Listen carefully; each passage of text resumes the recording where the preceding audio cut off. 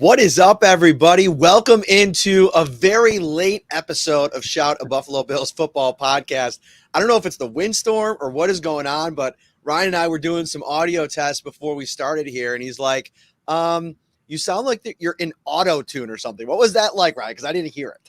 Yeah, no, that's exactly what it sounded like. It sounded like your voice was auto-tuned in the moment, and it definitely caught me off guard for sure. Well, we are all systems go. We think hopefully the windstorm doesn't knock out power or knock out internet or anything like that. We can get through the show.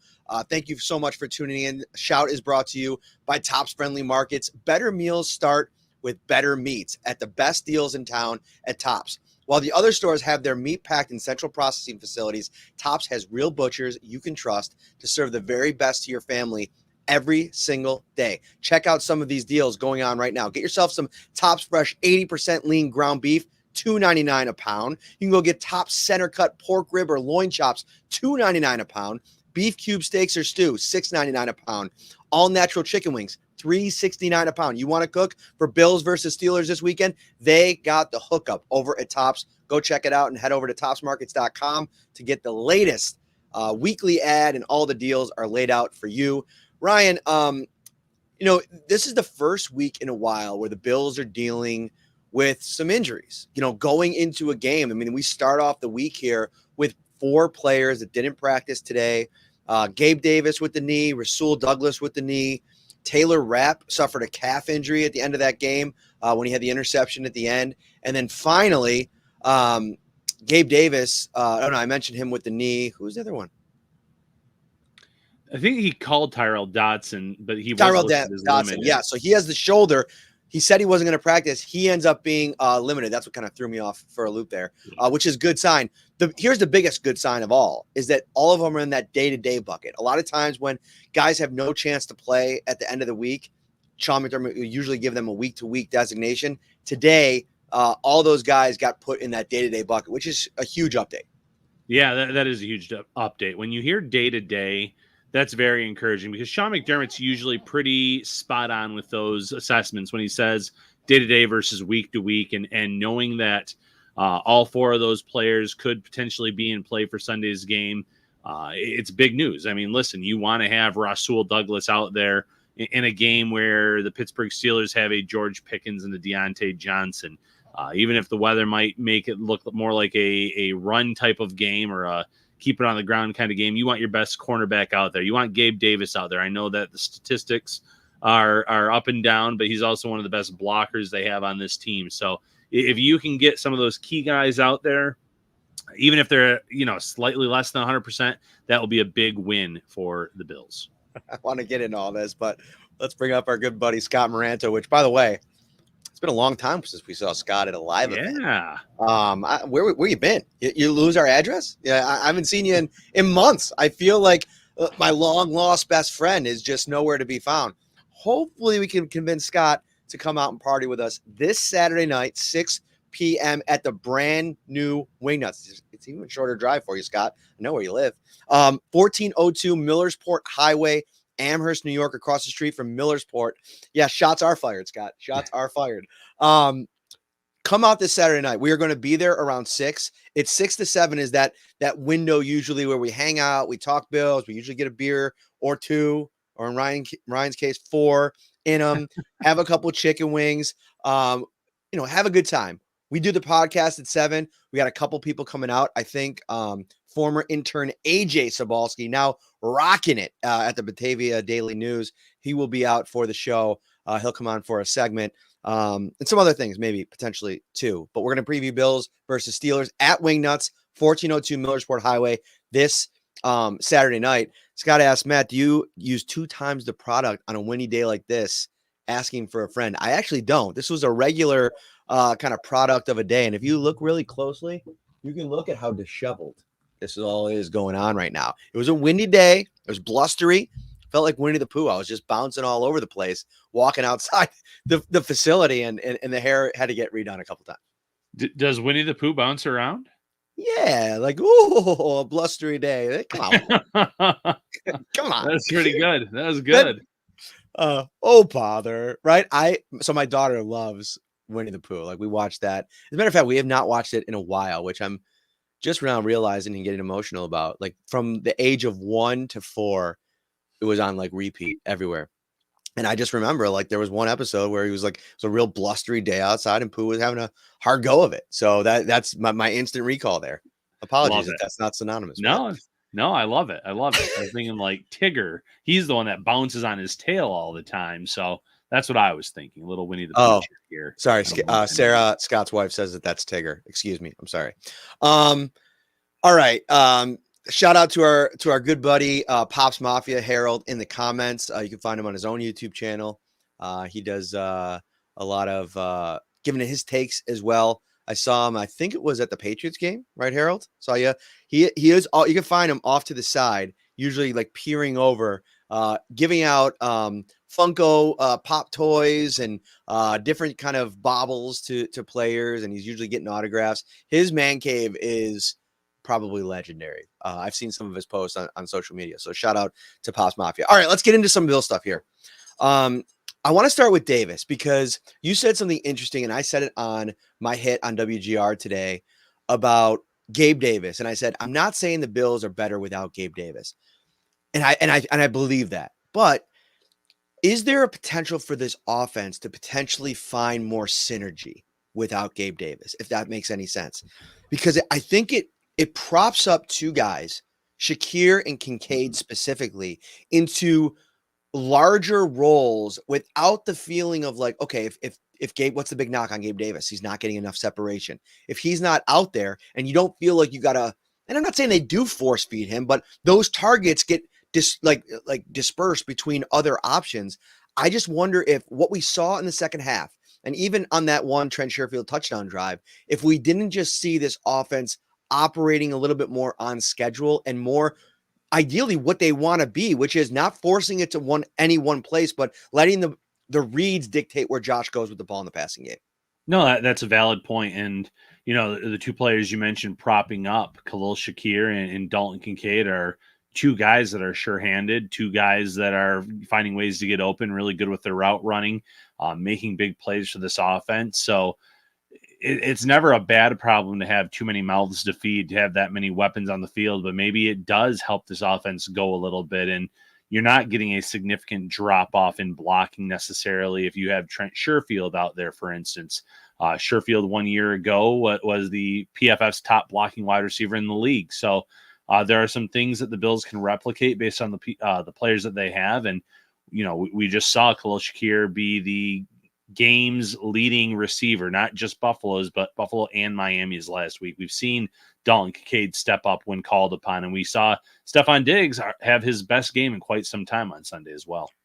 We did. And, you know, Sherfield too, like, remember we spent all that time in the middle of the season with fans really frustrated with the lack of production from Sherfield. And now it's kind of crystallizing a little bit that he was like a Taylor Rapp, right? Like in that mold, like an in case stuff happens option, right? Like it was never going to work in terms of a high snap count while Davis was in the lineup and getting snaps. But you saw his ability to be that really important depth once that Gabe Davis went out.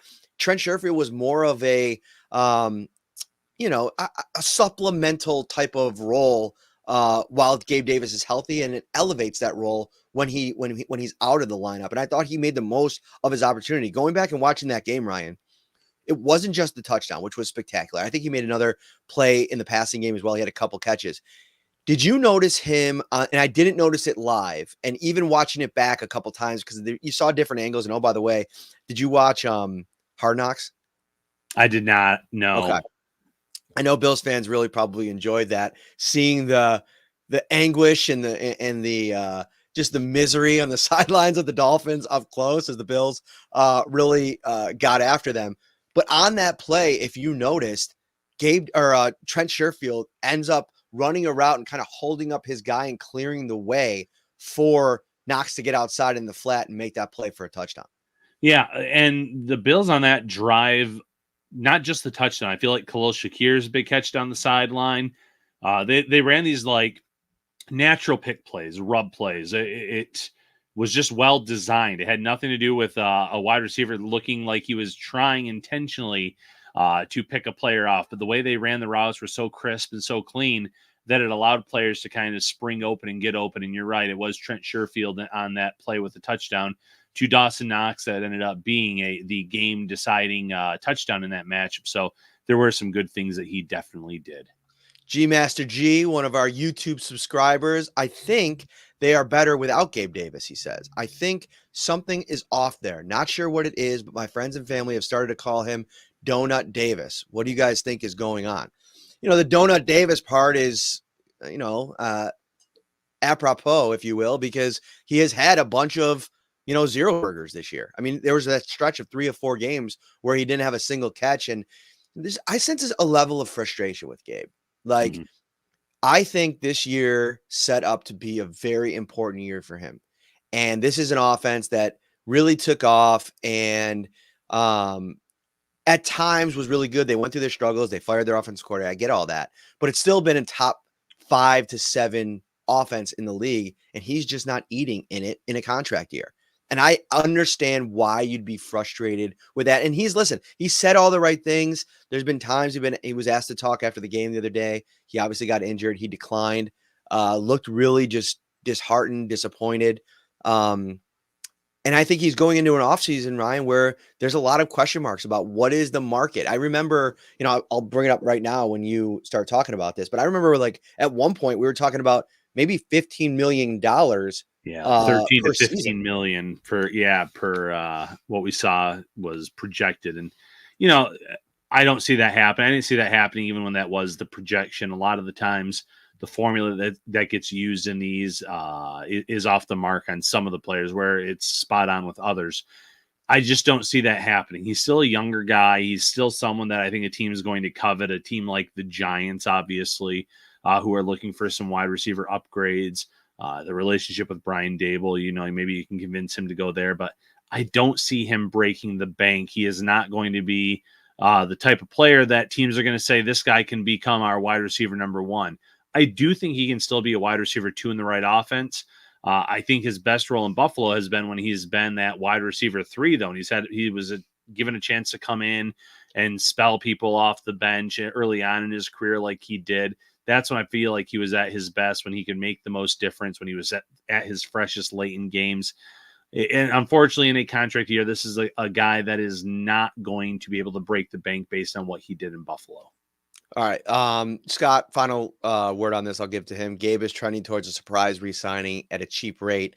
Kind of reminds you of, remember when Feliciano was hitting free agency and, I think he thought, or even Poyer last year could be an example of this. Somebody that you just write off. You think they're gone because there's going to be a market. Somebody's going to pay them. And then they get to free agency and it's like, oh, maybe there wasn't as much interest as once believed to be. Or a Matt Milano situation with maybe there is some interest, but he just decides that his future is better in Buffalo. So I'm not at all taking that off the table, that they can find some type of common ground and bring him back.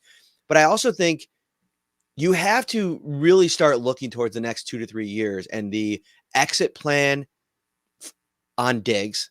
And it doesn't even have to be an exit plan per se, although, there's always some conversation worth having about just like how long can 2 parties stay together, right? Like there's been some history now with the Bills' tenure for Diggs. And eventually the more things that pile up, the more you start getting to a place where maybe both parties say, okay, fresh start. Let's start a new situation. I'm not saying that they're there yet, but I always thought the natural progression for Diggs would be to be primarily used in the slot at the twilight of his career. And, you've seen him even this year, like working out of the slot at times and looking really good. The Bills need to prioritize wide receiver this offseason. I think that they need to draft a wide receiver in the 1st or 2nd round.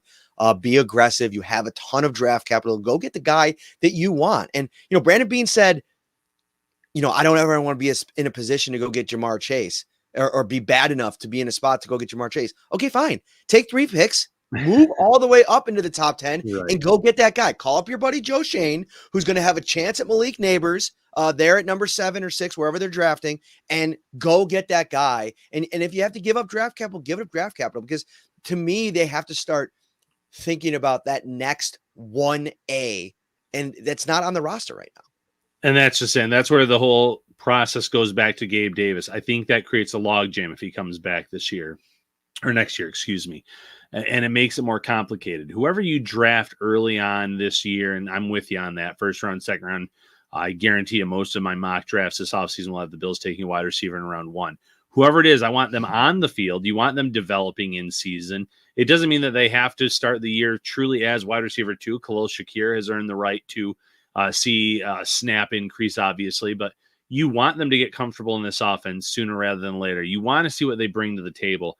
Does this player that whoever it is have the ceiling to be wide receiver 1 in this offense as Stephon Diggs starts to decline in terms of production, in terms of the route running? And I think he'll always be an elite route runner, but there's a time where you lose a little bit of speed, you lose a little bit of something that makes it a little bit easier for you to be covered, so to speak. So you want that person to get in here. If you bring Gabe Davis back, it just creates that complication. Now, if you get him back on a 1-year deal at a great rate, I understand it, but I do think that you have to start hitting the fast forward button on this team in terms of we need to see who's going to be that heir apparent to Stephon Diggs, who can come in and learn from him for a few years before they can officially take over that role. What are certain things that this offense is missing from a skill set perspective that this player X, Y, or Z in this draft class that you bring in round 1 or 2 brings that you're lacking. So I think that is the route that you go. Thank you so much for watching, everybody. We really appreciate it here on your Wednesday night. Got a little bit of a late start, but we are up and running. Hit that like button, subscribe to the channel as well. Let's get to Rasul Douglas, who the knee injury, like I know a lot was made. I wrote about it, like him saying that he was talking to Dane Jackson on the sideline, and Dane was like, don't force it your way back. I got you 100. I'll be in here. It'll be all good. When we talked to Sean McDermott on Monday, like he didn't seem as up to speed on that conversation as if that was like presented to him like a real option. So that might have just been Rasul testing it on the sideline and then telling them he's good enough to go in, but they weren't considering putting him back in. I don't know. It was hard to read kind of between the lines with all that, but I think this is a spot where I'd be very careful about rushing Rasul Douglas back into the lineup. This is a matchup against the Pittsburgh Steelers, which of course you're going to want your best cover corner, which is Douglas. Although Christian Benford's making a run for it with the way that he's been playing the last couple of weeks. Dane Jackson, to me in this game, it's a natural fit to play him because he is so much of a willing tackler, and you're going to need to tackle with your outside corners in the run game with how much the Pittsburgh Steelers lean on their run game. So I wouldn't rush Rasul Douglas back. If he's not 100%, I am not putting him out there. And I'm not sitting here saying that they would test it and just say, he's good enough to play, but we're going to hold him out anyway. We talked about this pre-show. They're going to play the guys that are ready to play and are cleared to play. But if it's even close, if it's like a Jalen Waddle situation, it's like, he's about there, but one more week would do a lot of good for his knee. You need Rasul Douglas against the Chiefs. You need Rasul Douglas against the Baltimore Ravens or the Cleveland Browns. San Francisco 49, let him get healthy. Yeah, it's more important to have him in those matchups where you're going against legitimate quarterbacks and pass-heavy schemes potentially, where you're looking at the forecast, and we won't get too much into that, but you look at Pittsburgh and you think they're going to try to lean on the run game more than anything else. So maybe you can get away with Dane Jackson in this one. You can get away with Christian Benford in this one. But like you said, if he's good enough to go and the Bills feel comfortable with him being out there, he feels comfortable being out there, that is the best bet. They still do have George Pickens. They still have Deontay Johnson. I don't believe much in their quarterback situation. Mason Rudolph, if he underperforms, if they did bring Kenny Pickett in later in the game, that doesn't instill much fear. It shouldn't instill much fear in you if you're the Bills. But like you said, if they're good enough to go, they're going to play. If they're not, let them sit out that extra week. I know that it's win or go home at this point, but like you said, big picture, you need them for some of those games down the road. Scott's asking in the comments how many interceptions the Bills have this season. They rank second in the league, tied with the Ravens and the Browns, the Saints and the Giants with 18 picks. The 49ers and the Bears each had 22 picks. Total turnovers, the Bills had 30, which ranks second behind the Giants and the Ravens. Man, the Giants are a quarterback away from being really good, by the way. and Wink, the whole Wink Martindale situation is his own interesting deal because that defense was really good this year. I mean, they turned over the ball at a high rate down the stretch. I felt like they were winning games because of that defense. The Giants are such an interesting team because they have a top 10 pick and their defense is right there. If they could just figure out a way to get some consistent play from the quarterback position. Rasul Douglas, 4 picks to lead the Bills this season. Bernard, 3 picks, 2 for Benford, 2 for Hyde, 2 for Milano, who was on a crazy pace early in the season, 2 for AJ Epinesa. Shout out the big man, a defensive lineman. And then you have a trio with 1 apiece, Trey White, Taylor Rapp, and of course the ball hawk himself, Ed Oliver. Yeah. Real quick, shifting gears, man. I've seen it in here twice from AK Cash, wondering about Linval Joseph. Do you think he plays? Yeah. And in the show Insider, that was one of the questions for tonight too. So maybe jumping over there, he's been inactive the past 2 weeks. Do you see a path for Linval Joseph on Sunday? Yeah, and Pops Mafia said, who do you think the healthy scratches on the Bills' defensive line are going to be?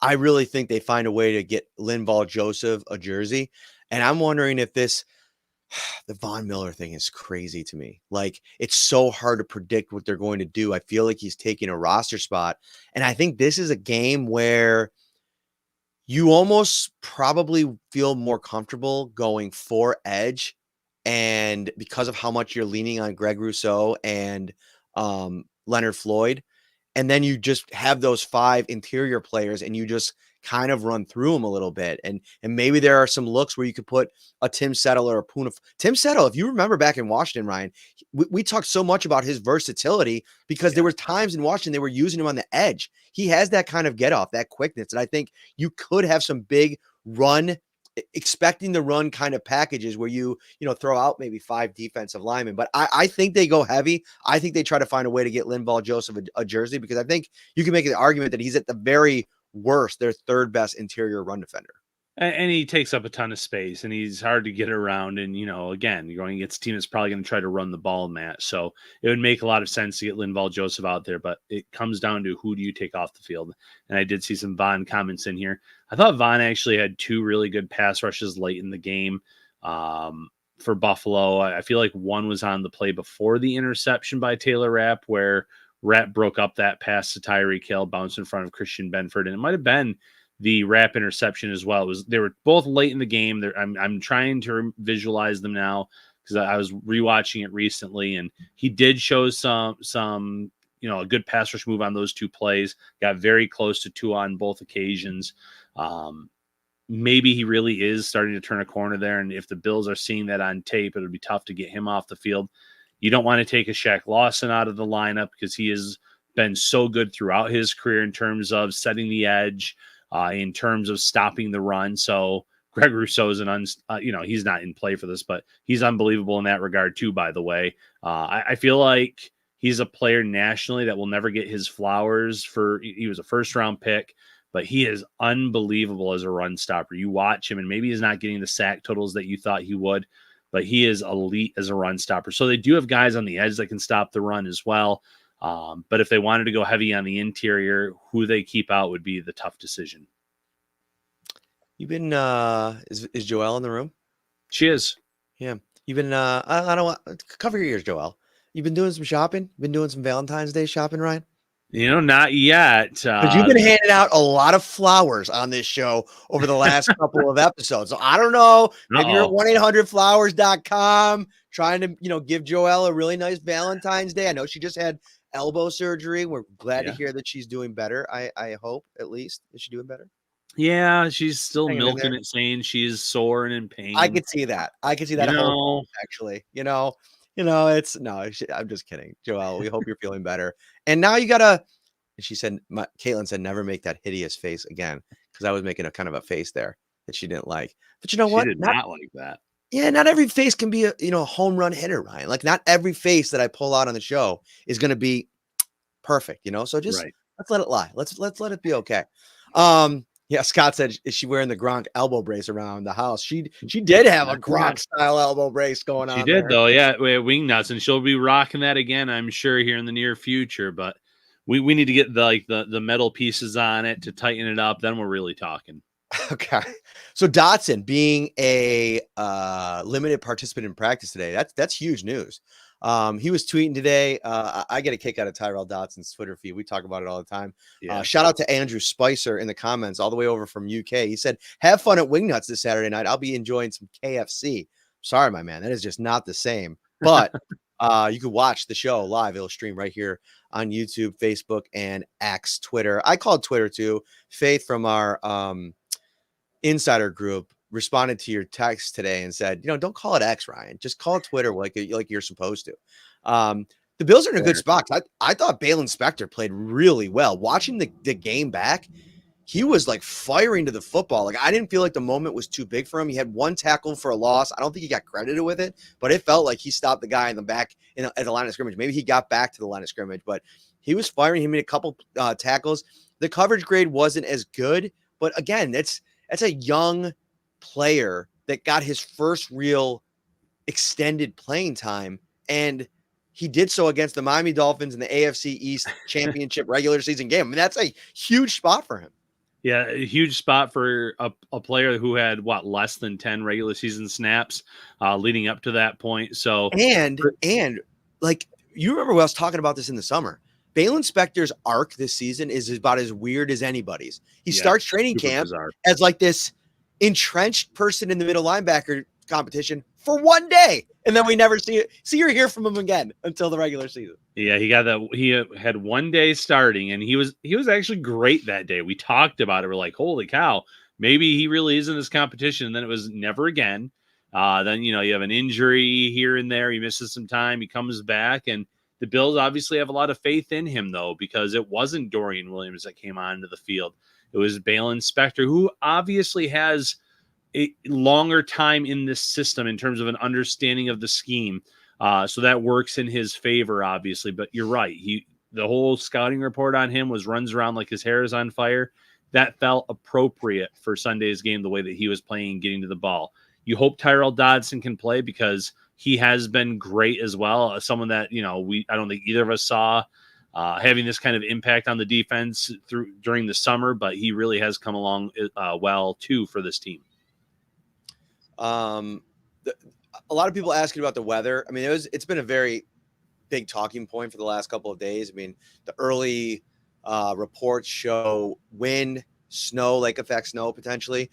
We are actually going to have on Glenn Coyne from Syracuse.com tomorrow for a full breakdown of what the weather is going to be like. So make sure you tune into that. I also have an interview coming tomorrow with Mike Sando from The Athletic, where we take a little bit of a step back, talk about some of the big storyline type things that happened with the Bills looking back, the Joe Brady move, what his offseason might look like, and how much of a appetite there might be for Brady around the league. What's next for Ken Dorsey? We talked Sean McDermott. We talked MVP because Mike Sando has a vote. It's a really good conversation. That'll go out tomorrow along with the weather stuff. So hang in there. But I said it on the radio today, Ryan. I don't think the weather is this big, bad, oh no, scary situation. I think at this point, with this group of players, it's old news. Like, these guys have played in this a bunch of times. And I know it didn't go well last year against the Bengals, but I don't think that the number one culprit in that game was the weather. No, the number one culprit definitely was not the weather. They were out-coached, out-schemed, outplayed. I think there was the emotional toll on the team as well. Weather was not a main reason why. You could look at the routes. You could look at the play calls too, mind you, and that factors into the weather a little bit. But overall, the weather itself was not a reason that they lost. And both of these teams, Buffalo and Pittsburgh, have played in this type of weather before. There's a ton of veterans on both of these squads that are going to know what to do. But for Buffalo, it's not a reason for this team to stumble against Pittsburgh. When you look at these rosters, Buffalo has a significantly higher level of overall talent. That's not to say that Pittsburgh doesn't have some great players, because they do. But with TJ Watt out of action in this one, the Bills should still be able to pull away, win this one, even if the weather is less than ideal. I'm going to play this video real quick because it's super cool. And we're at Wingnuts again this weekend, Ryan. You'll be in on Saturday. You're going to go to the game and cover it with me on Sunday. We did a little bit of a hype video this weekend or 2 weekends ago at the new Wingnuts. It's the trailer for our next live event, which is this Saturday night, 6 p.m. It starts. The show will be at about 7, but come out, hang. We have chicken wings. We have beers, delicious beers. We have all this cool stuff. And then we did a hype video, and I'm going to see if I can play it right now because it was super cool. But how much do you just absolutely love these live events? I look forward to them every time they come along. I thought I was muted there when you started putting that up on the screen. But yeah, I always look forward to it, Matt. All right. Is this in the full screen now? Can you see it big? I just see us off on the side and that us in the middle. All right, here we go. See if this plays. Here we go.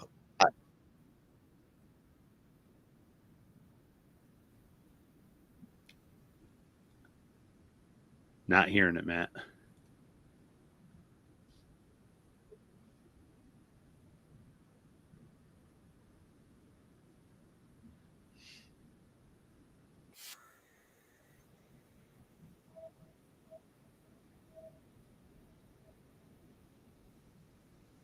Okay, so they can't hear it? No volume. No. All right. Oh, that's a great pause right there, because that's my son Lucas, like right in the middle of the screen there. Okay, so there's no audio. So my wife just texted me. God, such a loving wife. Oh, like no. all the time. She's so loving. She's so caring. She goes, "There's no sound, idiot." Jeez. I was trying to play it, man. Like, come on. Like, it can't always be perfect. Then she texted, "Love is in the air." All right. Tell people why they should come out to Wingnuts, because I want to try to download this video real quick. Yeah, absolutely. A ton of reasons to come out to Wingnuts. One, come hang out with Matt and myself. We will be there at 6 p.m., hanging out for an hour, do our live show at 7, and then we'll be hanging out with you after. You know, we can even, I'm sure Wingnuts is going to have Peacock for this game, so we can also watch Chiefs versus Dolphins as well. So is it hang a out Peacock with us. Exclusive? Peacock exclusive. That's brutal, So, dude. Like, I'm kind of tired brutal. of these Peacock exclusives. I get it. I understand that. It's understandable. All right, but that's one reason. 2, obviously the chicken wings. However, that menu is great. What is up, Bills Mafia? Matt Parrino is here with Ryan Talbot. and we are the hosts of the Shout Buffalo Bills Football Podcast. Every single month, we come to Wingnuts. Now we're at the new home of Wingnuts, 1402 Millersport Highway. Come out and see us next time. Why should they do it, Ryan? Matt, great wings, great food in general, great beers, and man, what an atmosphere. An atmosphere, a party. It's a party every single time. Don't believe me? Check this out.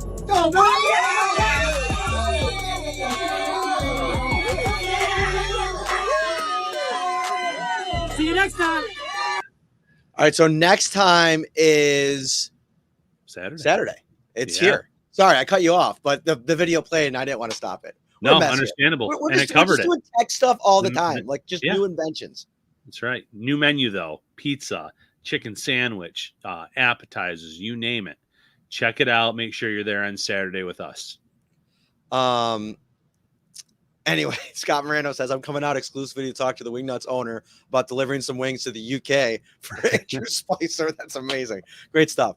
All right. Where we go? Oh, we got to transition now to it is insider time. We That's put right. out a call to action on the Shout Buffalo Bills Insider text line. We asked for questions. What do you want us to talk about? You get direct access to us when you become a Shout Insider. You can text 716-528-6727. Just send a text. Say hi, say what's up, say go Bills. I know that's a common refrain. Then reply, then sign up. You get a 2-week free trial, $3.99 a month after that. And the Shout Insider text line is brought to you by Carrie C. Beyer of the Litro Law Group. He's an attorney with the law offices of Francis M. Litro, located at 237 Main Street, Buffalo, New York. If you or someone you know is seriously injured, give him a call, 716-852-1234, or check out litrolaw.com. All right, Ryan, where are we starting? Well, let's get started with Joe DeSorbo. And, you know, he had a good question, but he also backed it up with a lot of evidence and points to his case. He said, how is Josh Allen not the MVP and first team All-Pro pick? If he had 5 less turnovers, would he be the MVP? Please explain how Lamar Jackson is better than Josh Allen. Here's his case. He led the NFL in total yards and touchdowns. Scored 86% of Buffalo's TDs. Best record versus playoff teams, 5-1, and lost the one in overtime. Best PFF grade versus playoff teams. Third highest PFF passer grade. Fourth highest rushing, which is the highest among quarterbacks. Fewest sack quarterback. Second in terms of big-time throws. And third in turnover-worthy play. I'm with you. Like, I don't think the Lamar Jackson argument is as slam dunk of a conversation as a lot of people want to act like it is. Now, what is the award? Is it the most important player on the best team? Like, if that's the definition of the award, then of course I don't know how you can defend or not go with the Lamar Jackson just because of how dominant Baltimore's been, especially down the stretch here. They haven't had any lulls in their season. They're the number one seed in the AFC, and they absolutely beat up the other best team in the NFL, and that's the San Francisco 49ers a couple of weeks ago. So I get that rationale. But if you're just trying to make an argument for the most valuable player to a team, there is no more valuable of a player to a team than Josh Allen. I mean, he literally leads the league in total touchdowns, and he has the most percentage of his team's touchdowns of any player in the NFL. So I'm here for the argument, and I don't want to spoil it too much, but I talked about this with Mike Sando, and I definitely tune into that episode tomorrow because he had some really interesting comments on this, and I don't think it's his. I think Lamar Jackson's going to win, but I definitely think it's going to be challenging for people to go through the thought exercise and come out the other end. And that's fair. And, my answer to his question, I guess, would be a little bit of recency bias. You mentioned the 49ers game, and the Ravens just absolutely blew them out of the water in that game, and Lamar played well. You go to his last game of the regular season against Miami, and you look at the way that they put up big points in that matchup as well. Perfect passer rating, plenty of touchdowns. Those are going to be the plays in the back of the mind of some of these voters. The fact that they were first in the AFC, top record in the conference, and that doesn't make it right because, as Joe pointed out, there's a lot of stats that favor Josh Allen. That's just kind of where I'm coming from and why I think that Lamar Jackson will probably ultimately win this. Yeah, and that's fine. I don't think we have to spend a lot of time on this. Check out that conversation tomorrow with Mike Sando. It's a good one.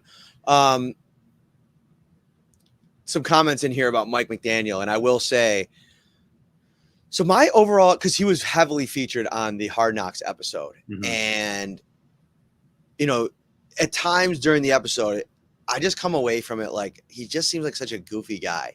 Like, it's such a weird dynamic. Like, being in the Dolphins locker room, like if you're a football player and you have this super ultra young, like small, kind of meek looking coach that is like just has off the wall communication methods, and some of his sayings are just strange, and like I don't know, like I can't put my finger on what I really truly think about Mike McDaniel, because some days I'll be listening to him in a press conference and I'm like, wow, that was really well said, like really well thought out, and I'm like, he just and you can't poke any holes in him as a play caller, an offensive mind. Like, he is one of the best young offensive minds, best young football minds in the game. But he does seem like he has not been able to meet the moment, especially against the Bills. Like, it's been a dominant series since Josh Allen was drafted, but really in recent years, like Mike McDaniel was supposed to be the guy that turned this thing around.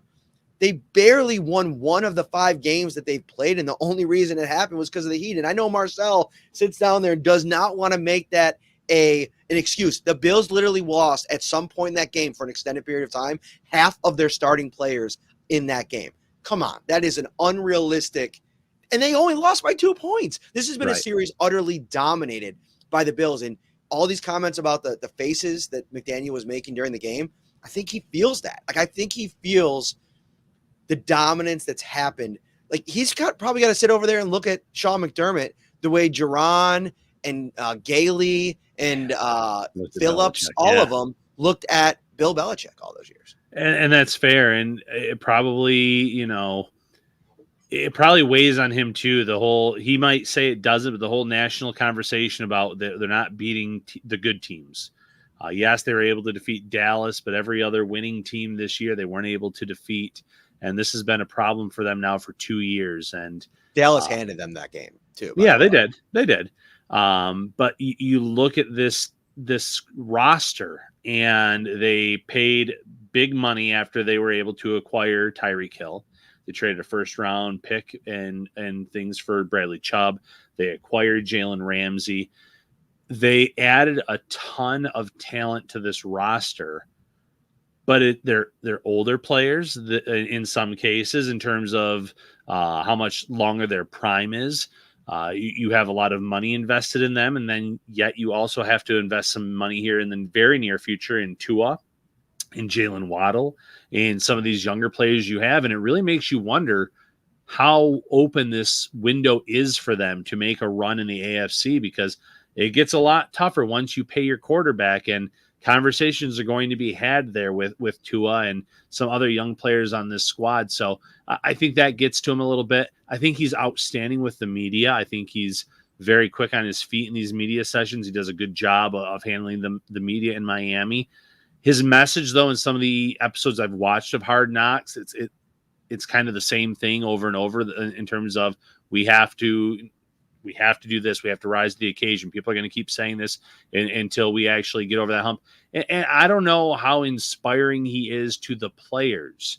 Not to sit here and say that Sean McDermott is this awe-inspiring coach to the players, but you can tell that he has the respect of that locker room. They listen when he talks, and he has a track record of winning the AFC East now 4 years in a row and guiding this team to the playoffs almost every year that he's been here. So it comes with time. It's only Mike McDaniel's second year as the head coach in Miami, and McDaniel has done a really nice job there to date, but there's not much to show for it at this point.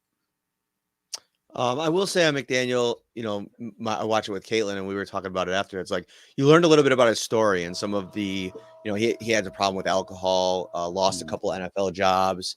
And you kind of just get to know the person a little bit more, and you kind of have a different view of him from that perspective. And that's a pretty cool story. Whenever people are able to overcome some things that they have challenges in their life, and they're able to kind of get to their dream and fight through it, and how much his wife was there for him. It was cool to watch that part of it. And that's one thing I like about those shows, is like you get to see behind the curtain and learn a little bit more about the people in it all. And I will say, like, if you see the exchanges that he's had verbally with Bills players, and you saw the Josh Allen Tua conversation after the game, which I think, goes to tell you the respect that's on both sides of the line there, and talking about how much he wants to, maybe play him in the playoffs in a couple of rounds. I mean, as much of it's a rivalry, like Bills Dolphins, and sometimes some of the toxic stuff that goes on between the fan bases on social media. I mean, geez, a person was shot and killed down there after the game. I mean, sending out condolences to his family. I mean, it's awful, just absolutely awful. When I saw that story, it puts a pit in your stomach, because how many times walking out of these buildings you see some of those intense like exchanges, and at any time this kind of stuff could take a bad turn, and it really just it's a game. It's really like just disheartening and sad. So that was brutal for sure. Yeah, thoughts go out to Dylan Isaacs and his family and his loved ones, and senseless. Like you said, this is a game at the end of the day. It's nothing that should be taken that seriously. Even, Tyreek Hill had a good post on it as well on Twitter or X, where he commented on it as well. So what did he say? I didn't see it. I'll have to pull it back up, but I saw him. I'll see if I can find it right now. Yeah, pull it up. And I want to switch gears here quickly before we get to some more questions. And if we don't get all your questions, I think we're going to do another podcast tomorrow where we dive into a couple more questions. And if not, we'll find a place to use it. We got the show on Saturday as well. We'll get to as many of the insider questions as we can over the next couple of days. I want to talk briefly about Josh, because, coming out of that game, he talked about like mechanically how good he felt throwing the ball. And I think, to me, that is huge news for a guy that was a week removed in New England, talking about how poorly he threw the ball. And, Joe Brady went back to a little bit of basics last week in practice. They worked a little bit more in the individual periods on just technique, mechanically, like fundamentals, like how the ball is coming out of his hands. And he said he thought he spun it really well during the week. And you saw that play out, which to me, I'm looking towards the playoffs. And I said this to Bulldog today on the radio. That's huge. Like if Josh is entering like his, was going to say happy plays for some reason. I think I must have just seen Happy Gilmore or something. But like if he's entering like that zone, that mode that he goes into when he's really like feeling it in terms of how he throws the ball, the accuracy, the vision, all those kinds of things. And we saw it at times. Like he was a Steph Diggs missed deep ball away from an absolute smoke show of a game, like 400 plus passing yards, 3 touchdowns. He never even had to run one in. And then I think if he has that game, like if he hits that Diggs touchdown, I might sit here and bang the drum and say that he should be the MVP. And I think you can make the argument already, like we've discussed. But I wanted your take on something a little bit different, like the balancing act that he goes through in a weekly basis, like the highs and the lows of his game. And like, I'd argue that the lows, like the interception in the red zone or the sack fumble, those are moments where I don't think it's necessarily anything he's doing. It's more my concern is with what's going on up here when he makes those mistakes. Like, I don't care if you throw an interception in the red zone, but like on 3rd and short, when you're facing a 0 blitz, you have to understand that situationally, it's almost better to just take a sack, kick the 3 points and get out of there rather than sacrifice those points. And then if you lose in a 1-score game on the road against the Dolphins, that to me is why I killed him so hard at halftime of that game, because situationally in the playoffs, you have to take it to the next level. Do you think you could see a stretch of 4 games where he does take it up a step situationally? I do. I think there is a scenario or a situation where that happens. I mean, we saw it already in the playoffs before. We saw it just a few years ago where Allen was playing, no quarterback was playing better than he was, and it just took a defensive letdown in that 13 seconds against the Chiefs, but he had a perfect game against the Patriots. He came into Arrowhead and was throwing the ball around with a lot of confidence and playing at a very high level. So I feel like he can do this because he's already shown he can do that. I think that Joe Brady has done a good job of taking certain things out that have already taken away some potential turnovers, things that he was doing early on in the season. But yeah, it was frustrating against Miami. The first one might have been a miscommunication. It might have been on Gabe Davis. It might have just been, I thought you're going to just sit here on that play based on, the pressure he was seeing. The second interception, he kind of threw up because it's better to just give a player a chance than throw the ball out of bounds on a 4th down play and turn the ball over. But I thought he had Dalton Kincaid open on that play right off of the snap. He was rolling to the Kincaid was going out to the left. I thought you had him. He turns upfield and gets the first down. So little things like that, the strip fumble on the sack, he took a lot of points off the board, but he's also shown that when he is in that zone that he can limit the turnovers, he can lead this team and he can carry them. So I do think it's possible, Matt. Shout out to our guy, Sid Vicious. You can follow him over on Twitter. I think he's a great Bills follow.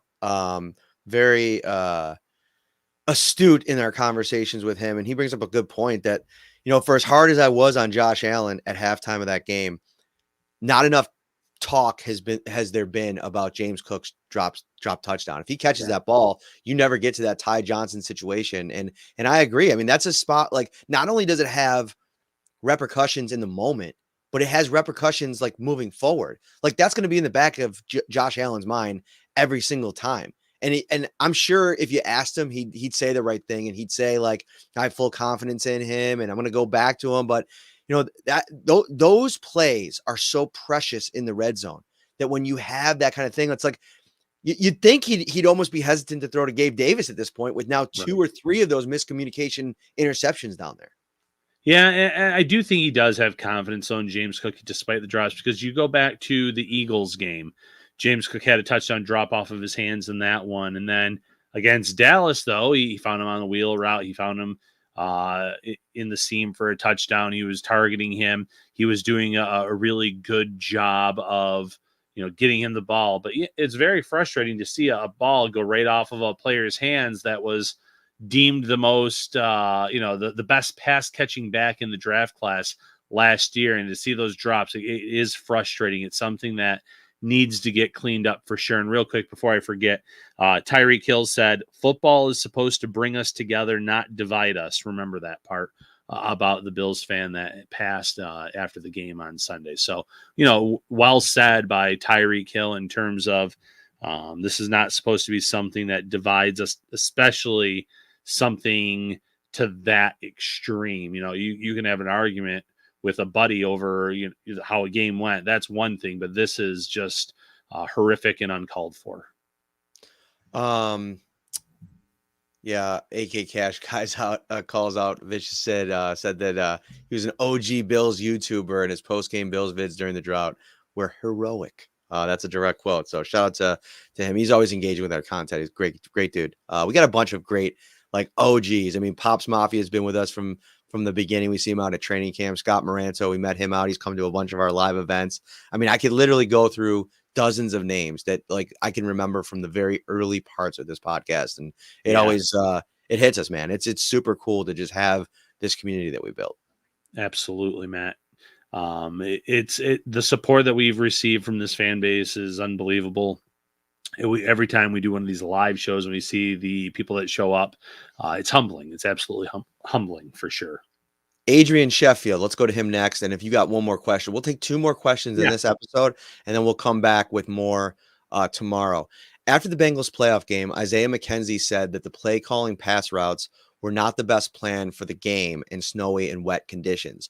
Do you think that Brady will make the right adjustments and develop a game plan more conducive for a slippery field and poor playing conditions? Now, so here's the thing about this weather report. And of course, I want to save most of this for tomorrow with Glenn, but I don't think it's going to be a slippery kind of game. I think it's going to be freezing cold. I think it's going to be windy, freezing, and I don't know if it's going to be as wet as it's going to be just snowy, blowing around. So I think it's going to be a little bit of a different vibe in terms of the game. I don't think it's going to look exactly the same, but either way, I think Joe Brady has to, first of all, you have that in your back pocket, that playoff game at home when things weren't going well. What adjustments did Ken Dorsey make, your coaching staff make at the time? What adjustments didn't you make, and how do you get that going? If I remember correctly, I'll have to go back and look at the stats. Did you feel like they stuck with the run in that game?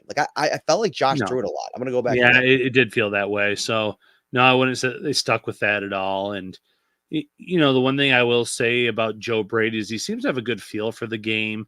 You look at the game against Miami last week in the way that he was able to move this offense up and down the field. I'm sure he's, the Dallas game, the way that he utilized the run based on something he saw. I'm sure he's going to keep the weather conditions, the winds, potentially things like that in the back of his mind when he is putting together this game plan. And I think Bills fans should give him the benefit of the doubt based on what we've seen from him thus far. Yeah, it was 6 carries for Singletary, 25 yards, 5 for Cook, 13 yards. Josh Allen was the leading rusher, 8 carries, 26 yards, and a touchdown. That just can't be the way that it works in a game like that. You need to have some production from your run game. I think Ty Johnson, being a limited participant in practice today is a good sign. I think that he might make enough progress, and then you can go with the same look that you had last week, where it's James Cook, you call up playoff Lenny from the practice squad, you keep Latavius Murray down, and you go with Ty Johnson in that situation. If Ty Johnson's not out of the concussion protocol by then I think you just go with Murray and Fournette, which to me, I'm not super bummed out about that if I'm the Bills, just because I think that those two backs are a little bit more built for that kind. Not that they're more built than Ty Johnson. I'm still Ty Johnson greater than everything they have in that room at this stage of all of their careers outside of Cook. But in a pinch, you can go to those two guys and you trust them more, I think, overall in pass protection. Yeah, agreed, especially the pass protection part, because that was Although a big Ty's reason. Been good in pass protection. I will give he's been good, but that's why Latavius Murray's been on the field as much as he has been when he's been active. And last week against Miami, Leonard Fournette was really good in terms of pass blocking, and he's done that before as well. So in his career, so the Bills probably or definitely have faith in him in that regard. A lot of the questions that I do have remaining are more Pittsburgh preview centric, so we could probably bring those back on Saturday night at Wingnuts. But there is one here about Gabe. If he's banged up, do you see an elevation, and Andy Isabella or anyone else potentially coming up for this game? I don't know. I think that they'd probably be comfortable going in with 4, knowing that they can lean on some 12 in a game like this if they're going to be physical and keep Dawson Knox and Dalton Kincaid on the field. Quentin Morris, if he's up, like I mentioned, he's a core special teamer. I don't think that he's going to be down for this game. And if you don't bring up Isabella and Davis is down, that gives you that extra defensive lineman spot. And then you don't have to make any real change on that department. You're going to have to pull from somewhere on offense to be able to get that extra defensive line, which I think in this game against this team, to me, that's the only way the Pittsburgh Steelers can win this game.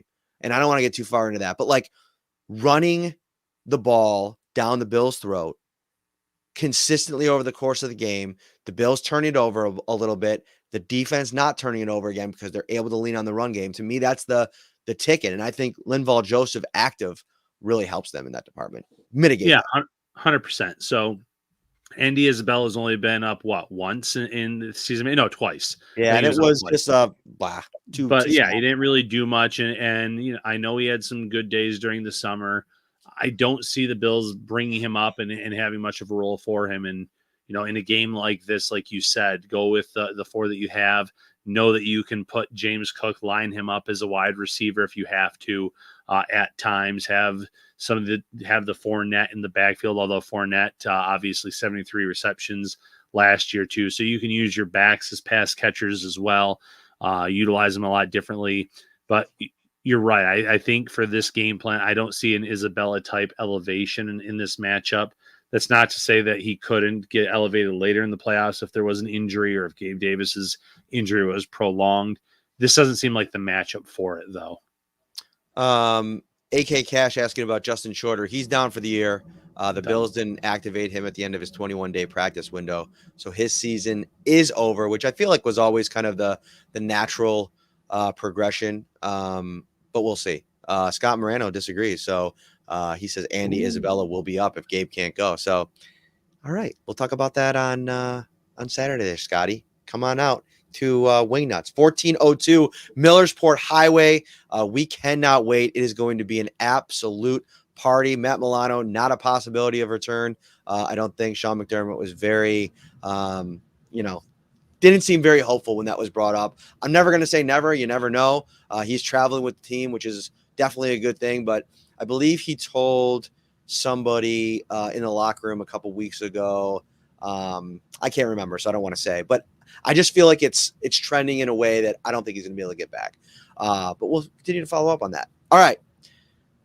We are brought to you by Tops Friendly Markets, saving you more. That was always the jingle back in the day, Ryan, and it always is the first thing that comes to mind. Get yourself a breakfast pizza. If you're going out to the tailgates on Sunday, it's going to be cold. Warm yourself up with a delicious Tops breakfast pizza, and you can download the Tops Markets mobile app and order the breakfast pizza right on your phone. Go in, pick it up. Get the most out of your shopping experience. Check out all the amazing benefits you have at the palm of your hand. Download the Tops Markets mobile app today. Visit topsmarkets.com/mobile app for more details. For Scott, in the comments, we'll see you on Saturday. You better show up. Talking a lot of game. I saw you reply on Facebook, so I'm holding you to it. For Ryan, I am Matt. We will see you tomorrow. We'll see you on Saturday. Come out and join us at Wingnuts. Take care, everybody.